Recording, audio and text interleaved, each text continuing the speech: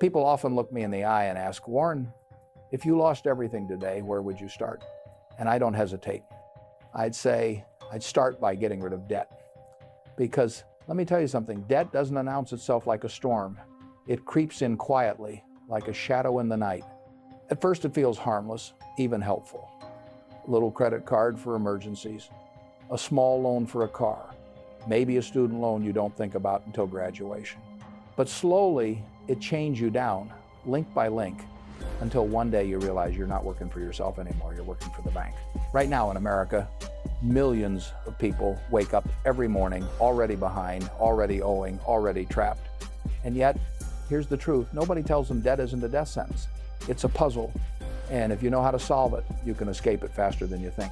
So if you're tired of carrying that weight, if you're ready to flip the script on your financial story, stay with me, because before this video ends, I'm going to show you exactly how to break free.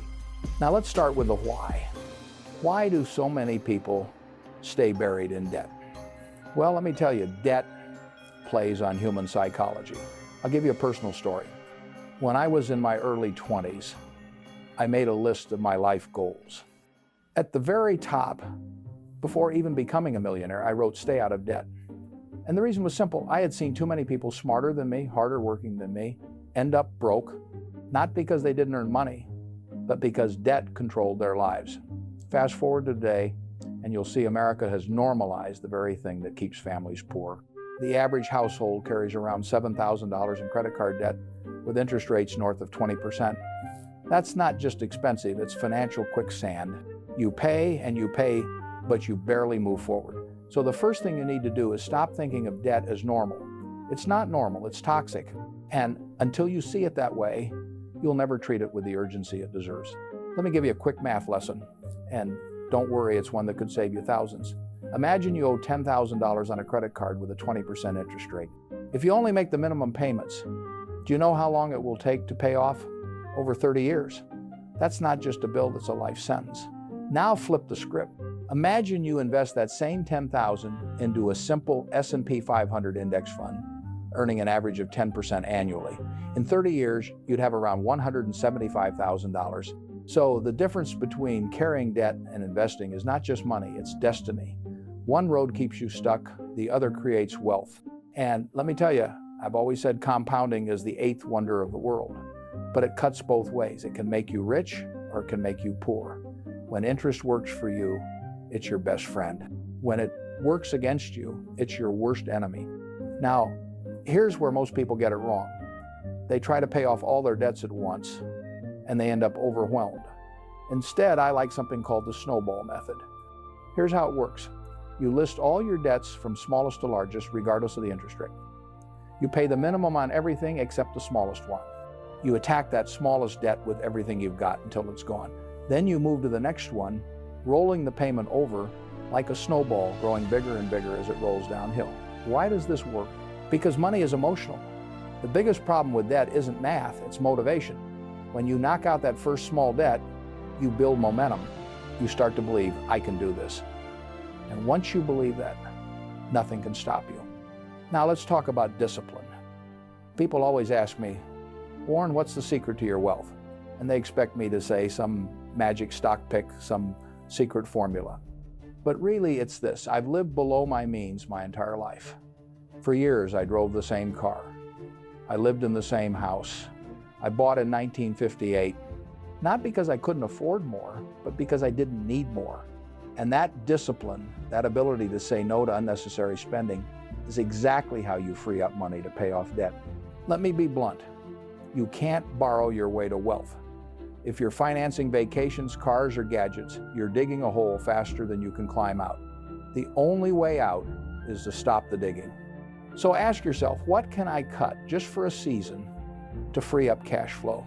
Streaming subscriptions, eating out, luxury purchases, those small cuts can add up to hundreds every month. And those hundreds redirected toward debt can save you years of payments.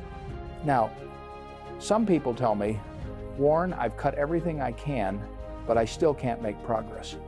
And to that I say, then you don't just have a spending problem, you have an income problem. The good news, in today's world, there are more ways to make extra money than ever before. You can freelance online, drive for Uber, rent out a spare room, or even sell things you don't use. When I was a kid, I sold newspapers door to door. Later, I ran a pinball machine business. I was always looking for ways to create extra income streams. And the same principle applies today. Find a side hustle and throw every dollar of it at your debt. Don't upgrade your lifestyle, upgrade your freedom. Now, here's where it gets tricky. The world today is full of shiny debt traps. Buy now, pay later, 0% interest for 12 months, easy monthly payments. Let me warn you, these are wolves dressed as sheep. Companies know human nature. They know if they can get you comfortable with monthly payments, they can keep you as a customer for life. But wealthy people think differently. We ask, do I need it? Can I afford it in full? If the answer is no, we walk away. That's how you stay free.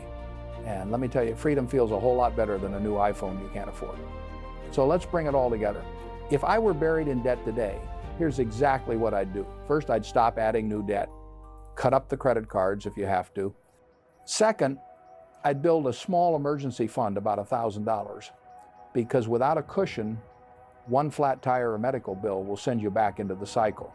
Third, I'd use the snowball method, knocking out debts one by one. Fourth, I'd cut expenses ruthlessly, living like no one else today so I can live like no one else tomorrow. Fifth, I'd increase income side hustles, overtime, freelancing. Every extra dollar goes toward debt. And sixth, I'd celebrate small wins because motivation is everything. Follow this plan, and I promise you'll see progress faster than you think. Now, here's the part most people miss. Getting out of debt is not the finish line, it's the starting line. Once you're debt-free, all that money you were sending to lenders can finally work for you. That's when you invest first in an emergency fund of 3 to 6 months of expenses, then in retirement accounts, then in simple, low-cost index funds. That's how ordinary people build extraordinary wealth. Not overnight, not with lottery tickets or crypto coins, but slowly, steadily, by putting their money to work instead of handing it to the bank. Remember, this being debt-free doesn't just make you rich. It makes you unshakable. When you don't owe anybody, no one can control you. And that, my friends, is real wealth. So here's my challenge to you. Look at your debts tonight, write them down, face them head on. Don't run, don't hide, and then take the first small step. Maybe it's cutting up a credit card, maybe it's picking up a side hustle, maybe it's making that very first extra payment. Because once you start, momentum will carry you.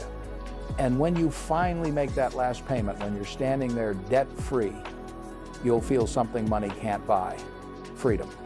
And that's the greatest investment you'll ever make. So if you found value in this message, don't just keep it to yourself. Share this video with a friend who needs hope, because together we can help more people break free from debt and step into a life of real financial independence.